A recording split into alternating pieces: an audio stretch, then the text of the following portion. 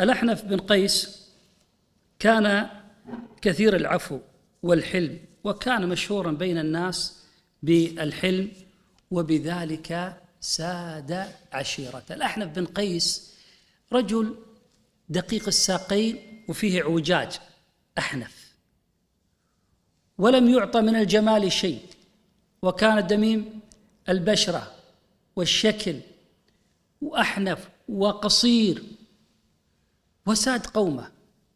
قيل أحنف: بما سدت قومك؟ قال: بالحلم. حتى أنه في يوم من الأيام كان خارج المدينة، ولما أراد أن يدخل المدينة كان معه رجل، فأخذ يتكلم عليه ويخطئ على الأحنف ويسب الأحنف، والأحنف ساكت لم يترك شيء إلا. فقال الأحنف: يا ابن أخي، هل بقي معك شيء من السباب؟ فوالله إني أخاف عليك من فتيان قومي.